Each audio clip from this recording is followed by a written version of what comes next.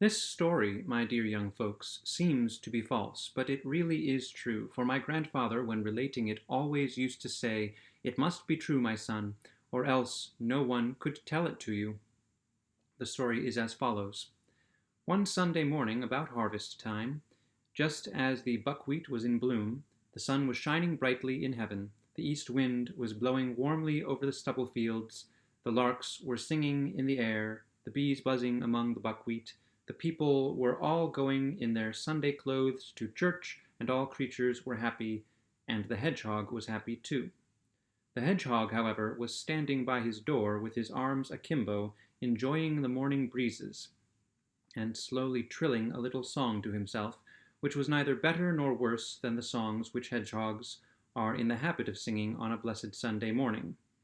While he was thus singing half aloud to himself, it suddenly occurred to him that while his wife was washing and drying the children, he might very well take a walk into the field and see how his turnips were going on. The turnips were, in fact, close beside his house, and he and his family were accustomed to eat them, for which reason he looked upon them as his own. No sooner said than done. The hedgehog shut the house door behind him and took the path to the field. He had not gone very far from home, and was just turning round the sloe bush which stands there outside the field, to go up into the turnip field, when he observed the hare, who had gone out on business of the same kind, namely, to visit his cabbages. When the hedgehog caught sight of the hare, he bade him a friendly good morning, but the hare, who was in his own way a distinguished gentleman, and frightfully haughty, did not return the hedgehog's greeting, but said to him, assuming at the same time a very contemptuous manner, "How do you happen to be running about here in the field so early in the morning?" "I am taking a walk," said the hedgehog. "A walk!" said the hare with a smile. "It seems to me that you might use your legs for a better purpose." This answer made the hedgehog furiously angry, for he can bear anything but an attack on his legs, just because they are crooked by nature. So now the hedgehog said to the hare, "You seem to imagine that you can do more with your legs than I with mine." "That is just what I do think," said the hare. "That can be put to the test," said the hedgehog. "I wager that if we run a race, I will outstrip you." "That is ridiculous, you with your short legs," said the hare. "But for my part I am willing, if you have such a monstrous fancy for it. What shall we wager?" "A golden louis d'or and a bottle of brandy," said the hedgehog. "Done," said the hare. "Shake hands on it, and then it may as well come off at once." "Nay," said the hedgehog, "there is no such great hurry. I am still fasting. I will go home first and have a little breakfast. In half an hour I will be back again at this place." Hereupon the hedgehog departed, for the hare was quite satisfied with this.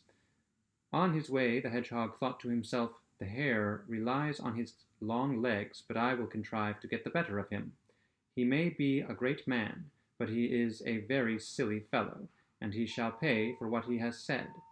So when the hedgehog reached home, he said to his wife, "Wife, dress yourself quickly.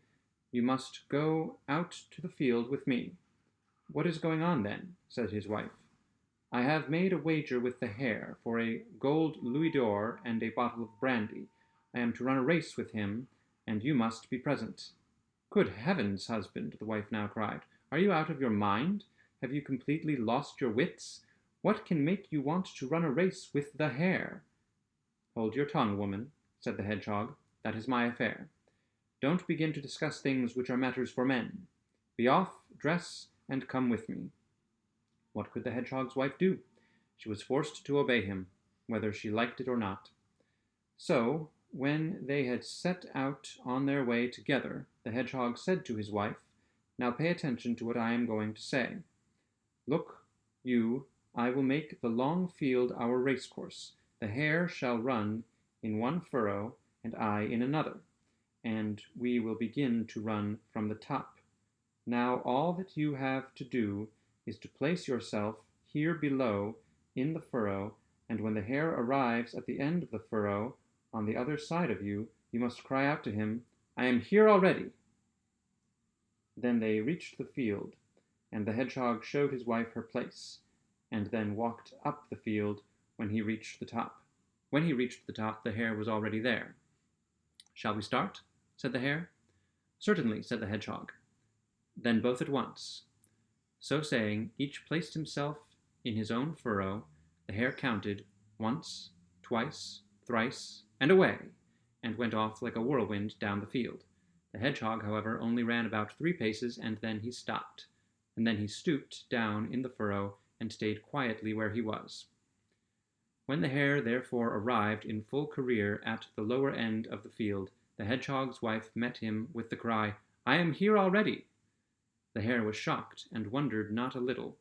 He thought it was the hedgehog himself who was calling to him, for the hedgehog's wife looked just like her husband. The hare, however, thought to himself, "That has not been done fairly," and cried, "It must be run again. Let us have it again." Once more he went off like the wind in a storm, so that he seemed to fly. But the hedgehog's wife stayed quietly in her place. So when the hare reached the top of the field, the hedgehog himself cried out to him, "I am here already." The hare, however, quite beside himself with anger, cried, "It must be run again. We must have it again." "All right," answered the hedgehog. "For my part, we'll run as often as you choose." So the hare ran 73 times more, and the hedgehog always held out against him, and every time the hare reached either the top or the bottom, either the hedgehog or his wife said, "I am here already." At the 74th time, however, the hare could no longer reach the end. In the middle of the field he fell to the ground. The blood streamed out of his mouth, and he lay dead on the spot. But the hedgehog took the louis d'or which he had won, and the bottle of brandy, called his wife out of the furrow, and both went home together, in great delight, and if they are not dead, they are living there still.